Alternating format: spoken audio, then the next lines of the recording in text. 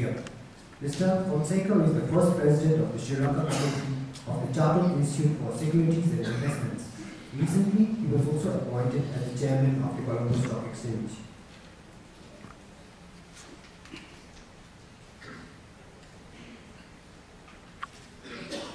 Excellency, Prime Minister for the Government of Bhutan, Honorable Ministers, Honorable President, Financial Institutions Association of Bhutan, Honorable Secretary General, Financial Institutions Association of Bhutan, distinguished invitees, distinguished delegates, friends, ladies and gentlemen, present belonging to all of you.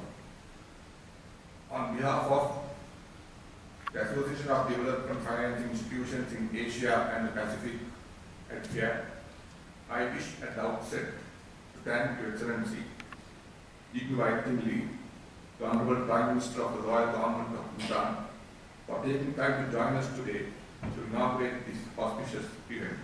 Thank you, Your Excellency. I also wish to thank the Financial Institutions Association of Bhutan, represented by its President, Mr. Kipchuk Sherin, and Secretary General, Mr. Nawang Gaetse, for organizing this year's CEO Forum 8 and for hosting us here in Bhutan, known as the last Shangri-La on Earth. I therefore join our fellow VIII members and partners who are indeed delighted to be here. Thank you, Mr. Sherin and Mr. Gaetse. I also wish to welcome all of you to this year's International CEO Forum, a gathering of senior officers and executives from 15 countries and 35 institutions of VIII members and partner institutions, which has been for 8 straight years running, been an effective venue for exchange of ideas on best practices as well as networking among peers and colleagues in the sustainable development finance space. The theme of this conference, Financing for Development in Pursuit of Gross National Happiness, is as relevant as it is timely today, and it is but fitting that this year's CEO Forum is held here in Bhutan, which has developed, espoused, and promoted the concept of gross national happiness, or GNH. The 4 pillars of GNH, namely the promotion of sustainable development, preservation and promotion of cultural values, conservation of the natural environment, and establishment of good governance, are essentially the same advocacies that VIII has been pursuing and promoting for many years. Development finance institutions, by the nature of their sustainable development mandate, can certainly learn more about GNH, its principles, and its 8 general contributors to happiness, namely physical, mental, and spiritual health, time balance, social and community vitality, cultural vitality, education, living standards, good governance, and ecological vitality, and use all of these learnings to further enhance the DFI's development mission.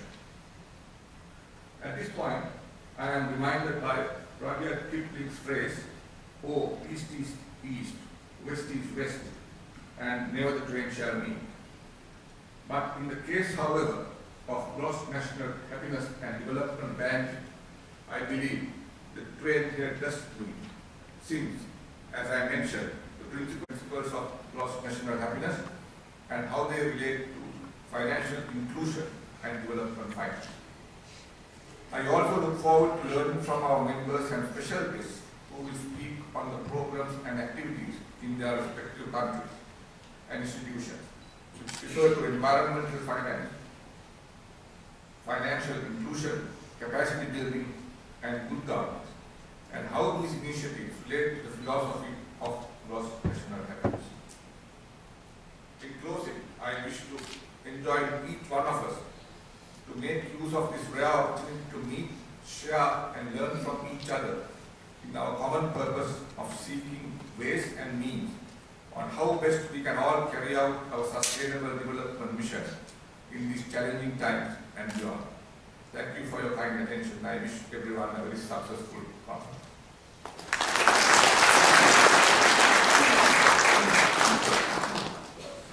I am bestowed with this great honor to present to you an exemplary personality who has had a long and distinguished career in politics and government.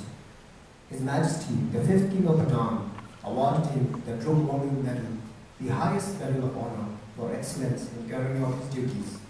Penn State presented him with the Distinguished Alumni Award, the highest honor the university confers on an honorary alumnus. He also received the HR Strategy, an Iconic Leader Award at the World HRD Congress in Mumbai, India. He has addressed the UN General Assembly numerous times and has spoken at regional summits and other international meetings and is championing the concept of gross national happiness globally. It is his relentless and sincere effort that convenes the United Nations to adopt Bhutan's proposal to include happiness as the 9th Millennium Development Goal. Today, it is a privilege to hear him speak on the topic that is close to his heart, financing for development in pursuit of gross national happiness. A master orator, a great leader. Without much ado, please join me in welcoming His Excellency Rinpoche Waitele, the Prime Minister of Bhutan.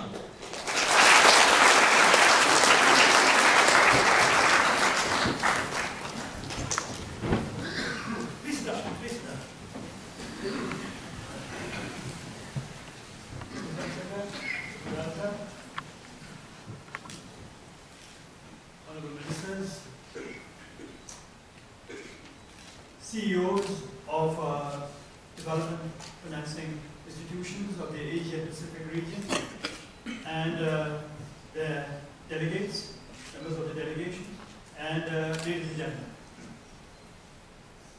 Thank you for giving me this opportunity to meet with you this morning.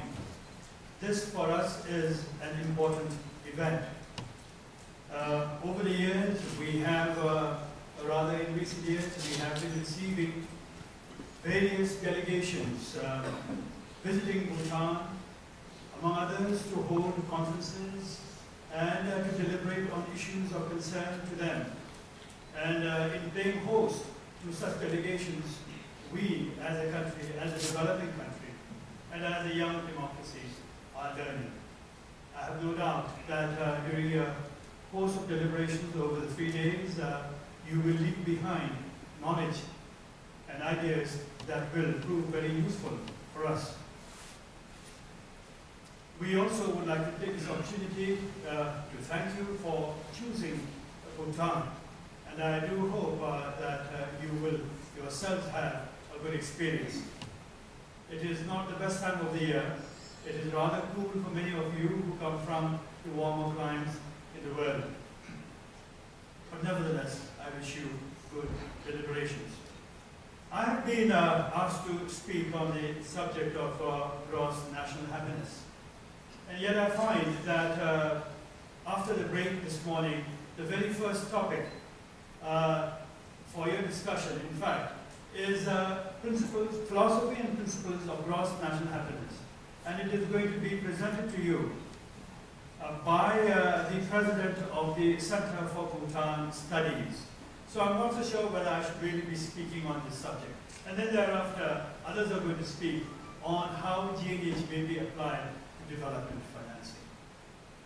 So I will keep it brief. I appreciate the interest that you have taken in gross national happiness as CEOs of development financing institutions. As development financing institutions, I'm aware that your responsibilities do not end with making profit, but rather your responsibility and your main aim is to enhance development, to promote development. But what is development?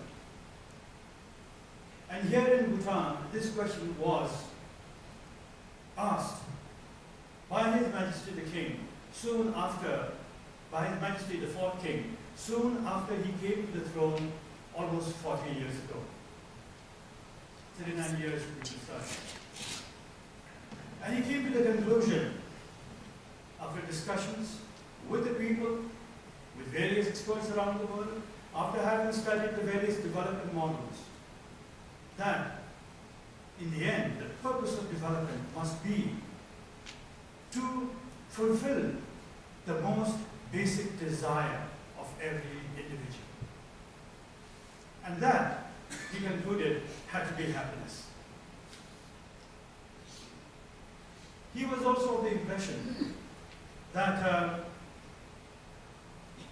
development, as being promoted in most parts of the world, did not serve this purpose, but rather they aimed at promoting economic growth, material growth alone. And that material growth was being measured through what we now know as a mistake. An development indicator, an indicator that we have accepted as a measure of human well-being, which in fact had not been the case, which in fact we discover is not the case, and that is gross domestic product, or GNP. GNP simply promotes growth, economic growth, and continuous economic growth in a world that is finite in terms of natural resources, in terms of resources, is simply not possible.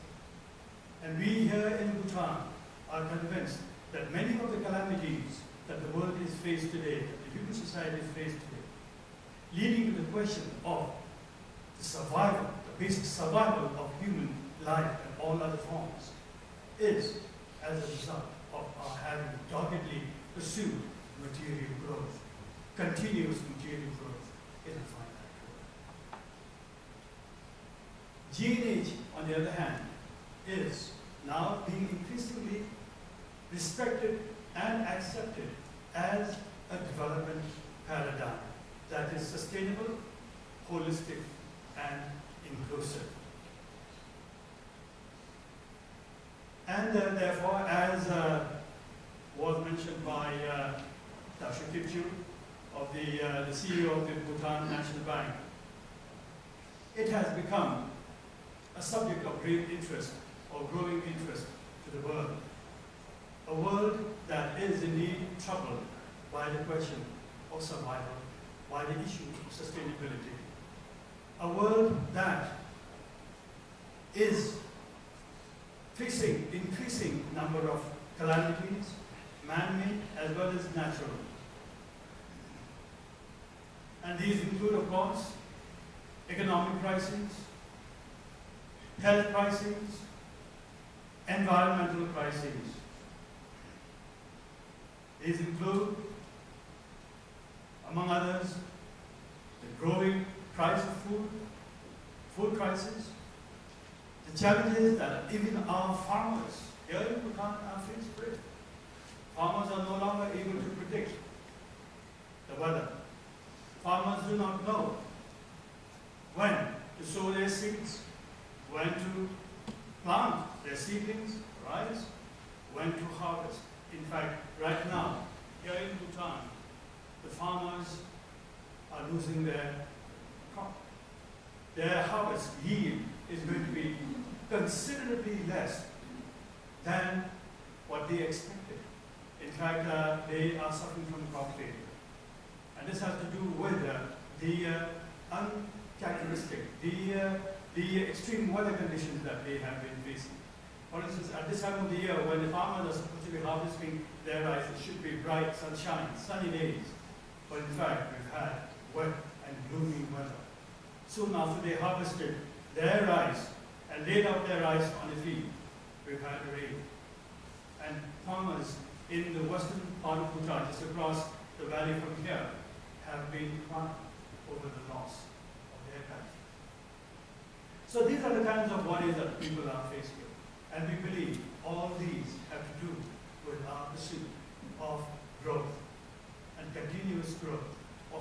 These have to do with the consumerism, the ethics of consumerism that GDP has promoted.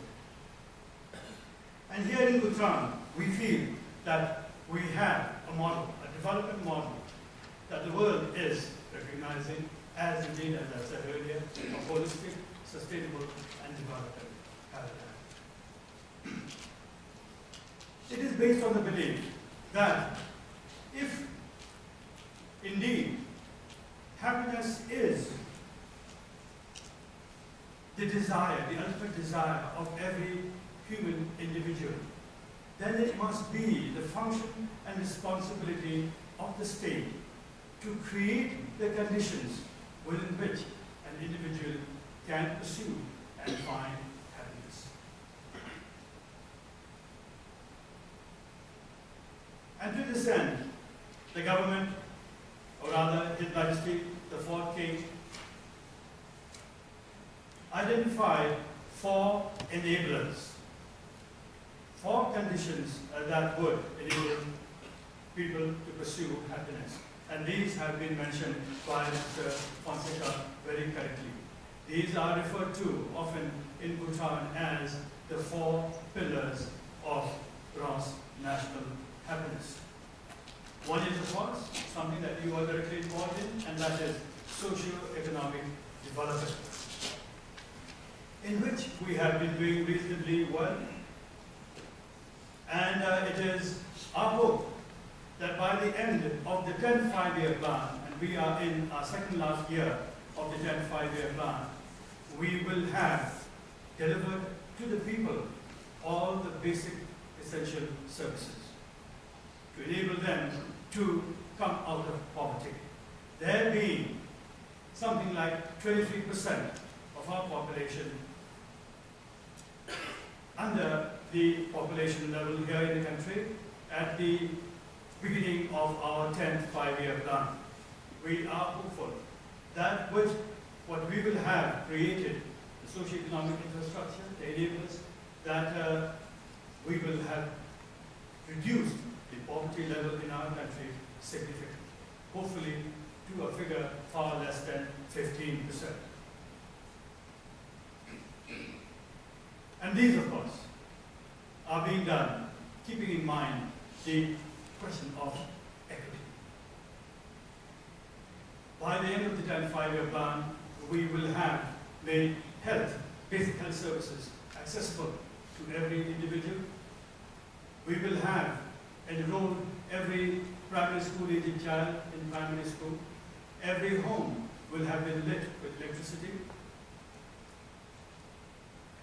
And every major village connected with motorable roads. Second pillar is environment. And people have often asked, why is environment important to happiness?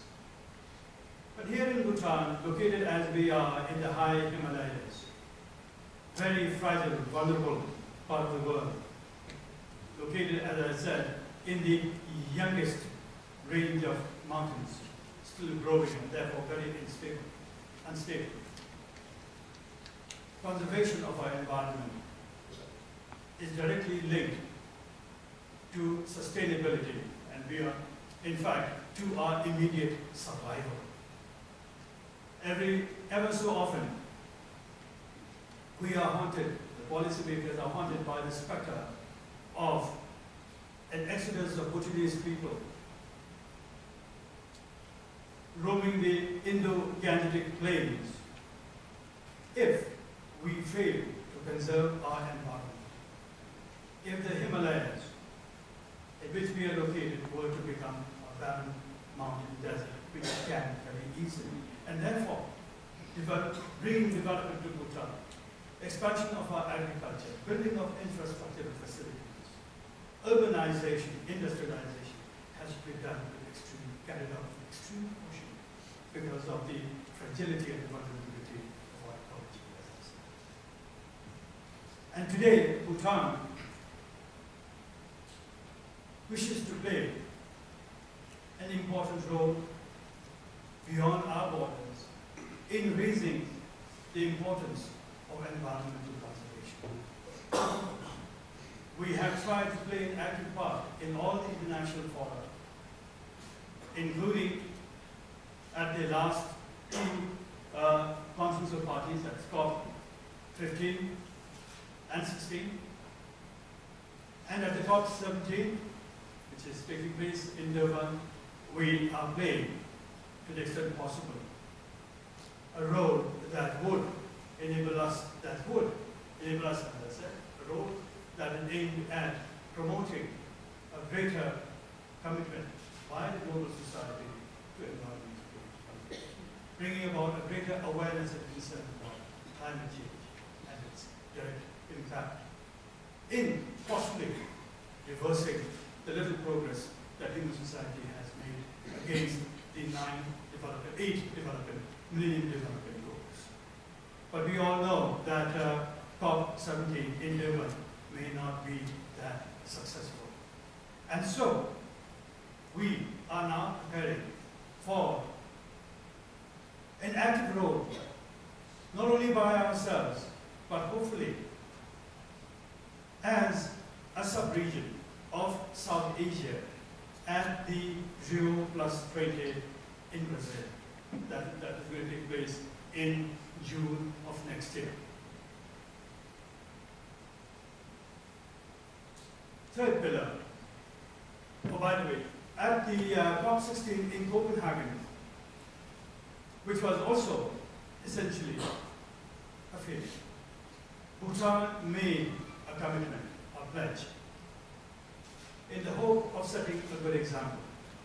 And that was that Bhutan will forever remain carbon neutral. It is a huge undertaking on the part of a small developing country like Bhutan. But we are hopeful that this will have inspired many countries to take brave measures in their development processes, in their public policies, ecological environmental policies, especially as may come to manifest at the Rio +20. The third pillar is cultural promotion. Cultural promotion in the broadest sense of the term.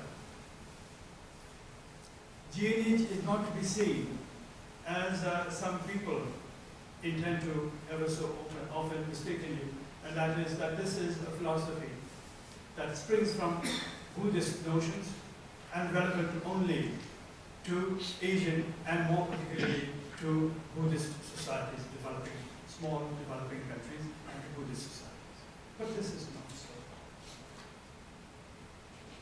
GNH or happiness is relevant to every human individual, to every society. And so when I speak about culture, cultural conservation in the GNH context, we're talking about basic human values, basic social values, basic norms and practices that, in fact, promote to the advancement of true human civilization.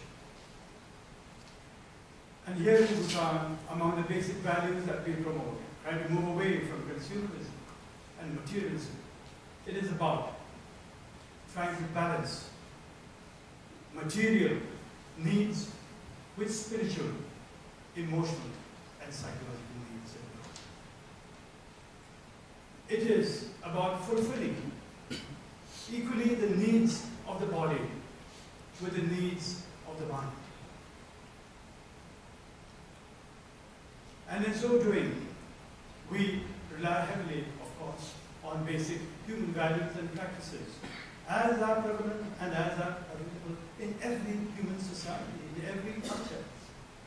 Religion, for instance, does become important, and not just Buddhism. Religion of any kind. Religion, we see religion as basically a framework, a context for the conduct of basic human life, basic human activity, relationships, for the advancement of community and society.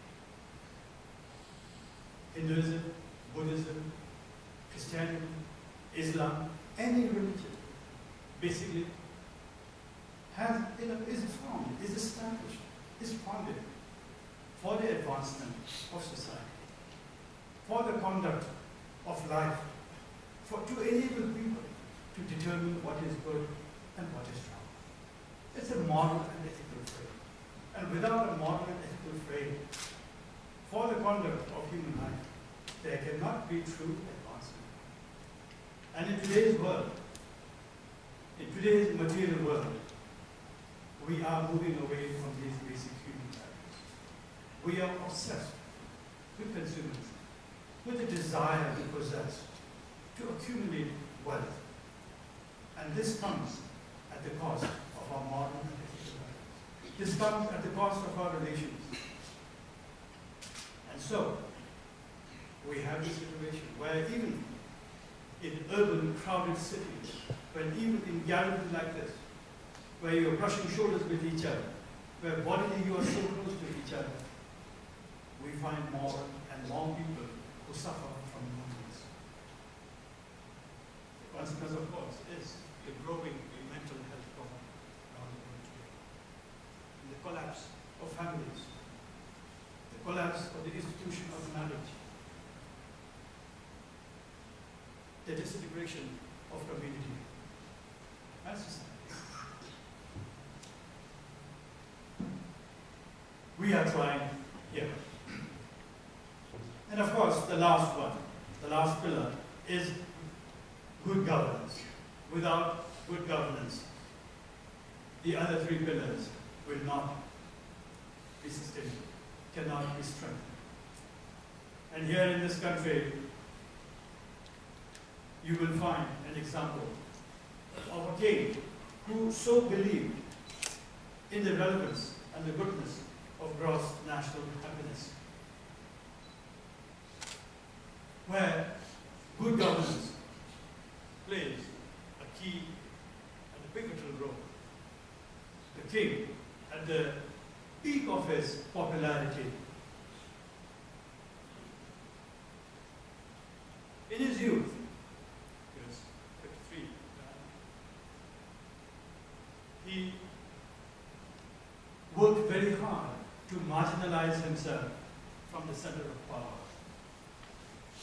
We were an absolute monarchy in which the king exercised absolute power.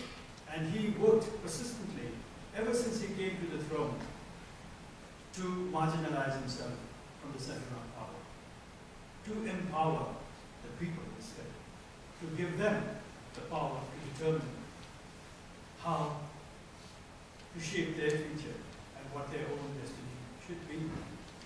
And upon introducing democracy in the country via a constitution, he abdicated the throne at the age of 53.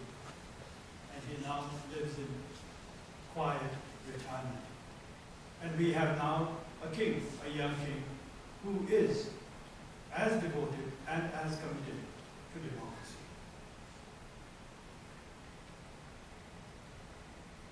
And so these are the four pillars, explained very briefly, which over the years, as the international community, as the world, as scientists, academics, economists, politicians, and ordinary people began to take more and more interest in this idea of gross national happiness, in this idea of this alternative development paradigm. There was the pressure on Bhutan to come up with indicators, quantifiable measures of human well-being. If indeed happiness is what we must pursue and we want to pursue, if that is what is in fact, and happiness itself is, well, happiness is human well-being. If it were to be so, then how do we measure it? And without indicators, without metrics, in a world that is used to, quantities, metrics, indicators, measures, and nothing that is, Anything that is not measurable is not worth pursuing. The pressure on us to develop metrics grew over the years. And so, in recent years, we have now expanded and elaborated the 4 pillars into 9 domains, 9 enablers, which in turn, and these were in fact listed by Mr. Fonseca, which in turn can be measured through about 72 variables. And surveys have been conducted here in Bhutan, and the findings so far have been quite good. But these are things that we are prepared to share with the world, and indeed we are doing that. By the way, in the development of these 9 domains and these 72 variables, we have consulted and worked collaboratively with researchers, scientists, psychologists across the world, with universities and research institutions. So it is a good body of work that you may like to study. And I'm glad that you have selected as a theme for this particular forum cross-national happiness. And we will be very happy to share with you whatever knowledge, whatever experience that we have in order that you can make good use of it, of the idea of GNH, adopt GNH as a development paradigm, and use it as to guide your work in promoting development in the Asia and Pacific region. I wish you a very successful and a very happy stay in the country. Thank you very much.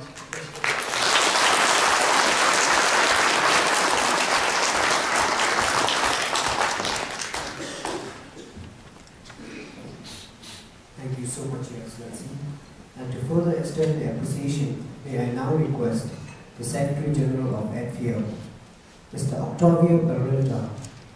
Mr. Peralta, with his extensive international exposure and experience in capacity building programs and training events, he has also acted as a resource person on sustainable development banking and finance in many important meetings and conferences.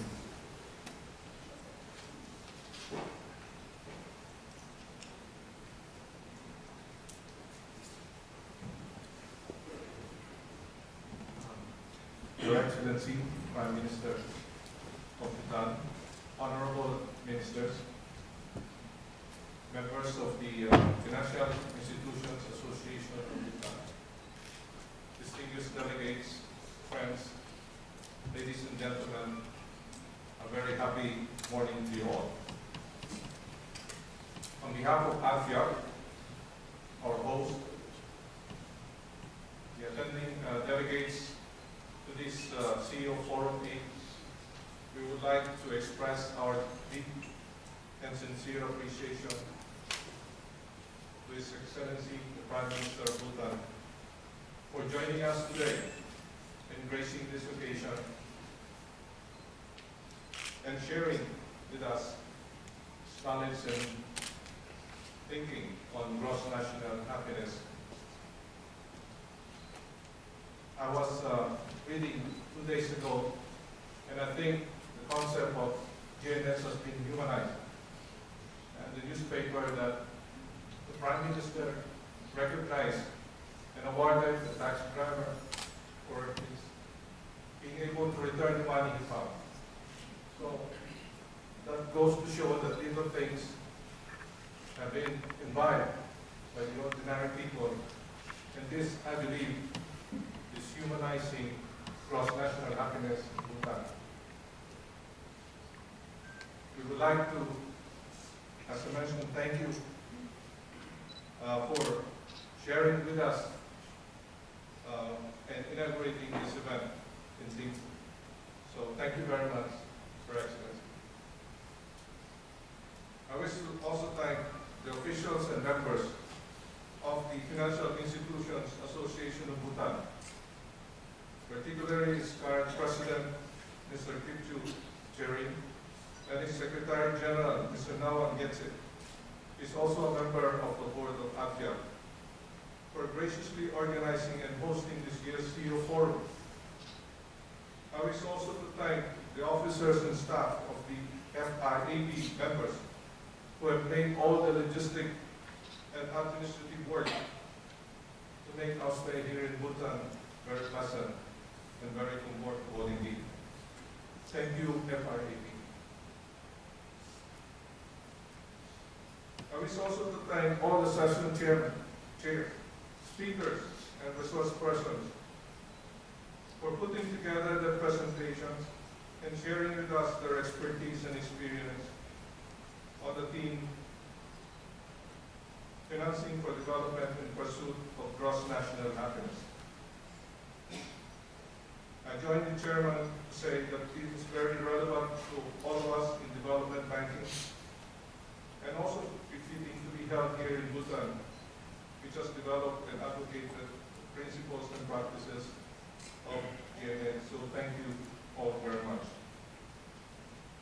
Finally, I wish to thank all attending delegates to this year's annual CEO Forum for joining us here to learn, to share, to meet one another in the pursuit of sustainable development and national happiness in your respective countries.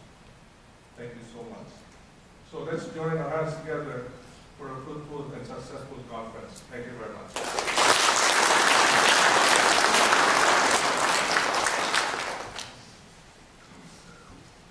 I would like to request FAM Chairman Mr. Nihal Fonseca to present a plate of appreciation to His Excellency Honorable Legend Jignuai Tibet.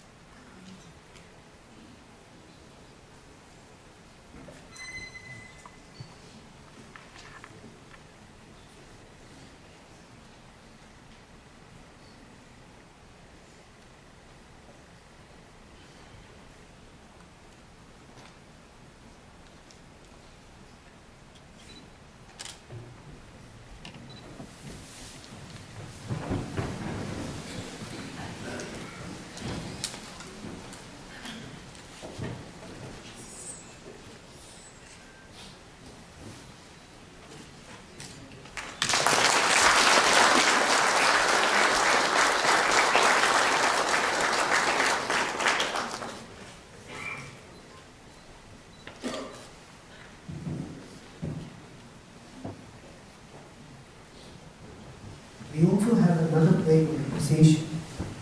So for I request Mr. Peralta to come on stage and to present it to Mr. Kitchens Ray, the President of the FIAB.